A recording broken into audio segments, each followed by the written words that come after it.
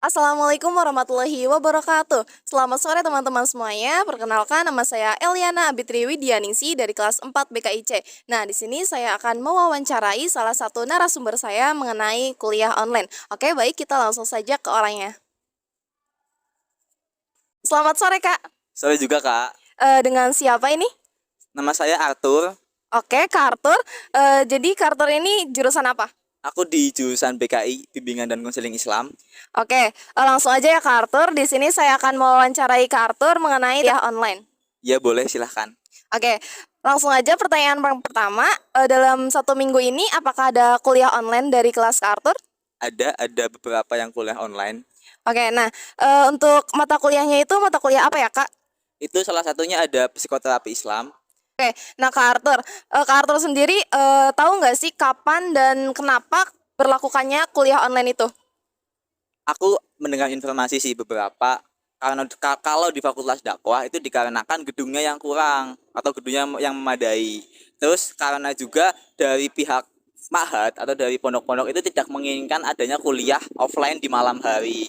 Makanya dari kampus itu ngalah.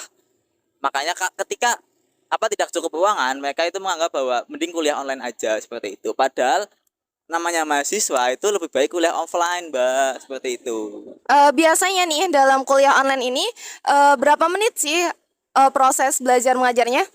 Bermacam-macam, Mbak, ada yang 2 SKS dan 3 SKS. Tapi kalau di kelasku itu kebanyakan yang 2 SKS. Nah, dalam penyampaian materinya dalam kuliah online itu seperti apa, Kak?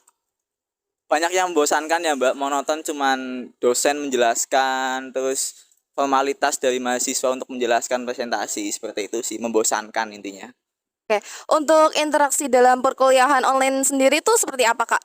Interaksinya kalau online jelas terbatas ya, cuman hanya dari dosen menawarkan ada yang bertanya atau tidak, atau dari presentasi menawarkan ada yang bertanya atau tidak. Itu makanya itu hal yang membuat kuliah offline itu membosankan. Oke, untuk media sendiri, media yang digunakan dalam perkuliahan online itu biasanya apa, Kak? Ada tiga malah. Itu ada via Zoom, via Google Meet, dan ada lewat WA Group saja. Nah, selanjutnya nih, Kak Arthur, dari segi intensitas tugas, apakah tugas yang diberikan dosen itu ketika kuliah offline dan online itu berbeda? Itu sama-sama saja, tugasnya nggak ada yang berbeda. Berarti tidak tergantung dosen juga ya, Kak? Itu tergantung dosen juga, Mbak. Ketika ada dosen yang enak ya tidak memberikan tugas tiap mata kuliahnya, ada juga dosen yang harus ada tugas. Itu kan tergantung dosen juga. Tapi kuliah offline dan kuliah online tidak mempengaruhi intensitas dari tugas. Yang mempengaruhi itu dosennya. Oke, baik. Nah, menurut Kak Arthur sendiri, apakah kuliah online itu efektif? Sungguh sangat tidak efektif, Mbak. Kalau tidak efektif, apa yang menyebabkan ketidakefektifan itu? Jelas, yang pertama mahasiswa sekarang, khususnya mahasiswa kita atau aku sendiri ya, Mbak, untuk kuliah offline itu menyepelekan. Kenapa? Karena kita hanya masuk Google Meet atau via Zoom atau via WA Group aja, absensi, terus kita masuk nggak mendengarkan, kita tinggal makan, kita tinggal mandi, bahkan kita tinggal main game itu kan. Ketika kita kuliah offline, kita bisa melihat dosennya langsung, kita bisa mendengarkan dengan jelas, dan juga kita bisa ketemu dengan teman-teman yang lain seperti itu. Apalagi kita kan fakultas dakwah ya, fakultas yang mana nanti kita sarjana sosial, bersosial kayak gitu. Makanya kuliah online ini menurutku sangat-sangat tidak efektif seperti itu. Oke, Kak, baik. Untuk selanjutnya, bagaimana Kak Arthur dalam menangani tantangan dalam perkuliahan online ini? Yang jelas menata niat ya, dari awal, dari bangun tidur menata niat, ada kuliah online nih, aku harus nyiapin apa aja nih. Pertama kan nyiapin kuota, terus nyiapin catatan. Itu hal-hal yang harus dipersiapkan untuk itu. Terus paling paling penting sih niat ya, Mbak, ya, karena ketika kuliah online itu banyak sekali tantangan, kayak lihat temennya lagi tidur, lihat temennya makan, terus menyepelekan. Itu kan perlu untuk menata niat yang lebih seperti itu. Nah, apakah dari kuliah online sendiri ada kelebihannya, Kak? Kelebihan tuh jelas ada ya. Kuliah online kita nggak usah ke kampus, itu kan satu kelebihan. Nggak usah buang-buang bensin ya ke kampus, dan juga kampus nggak usah menyediakan ruangan-ruangan yang memadai, itu kan kelebihan. Tapi menurutku lebih banyak kekurangannya untuk saat ini. Oke, baik. Untuk pertanyaan yang terakhir nih, Kak Arthur, apa sih opini Kak Arthur tentang perkuliahan online ini?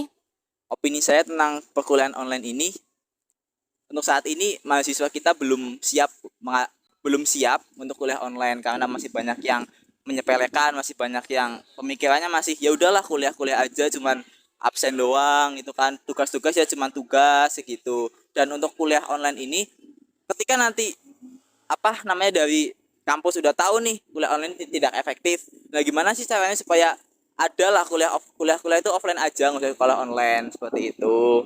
Terus untuk opini aku tentang kuliah online ini tidak efektif, Mbak. Udah tidak efektif aja. Oke, satu lagi nih Kak Arthur. Apa sih harapan Kak Arthur buat kampus kita? Perbaru fasilitas, karena kita udah mahasiswa, kita butuh fasilitas yang lengkap, support semua kegiatan-kegiatan dari mahasiswa, entah itu dari yang paling kecil dan paling besar tetap disupport.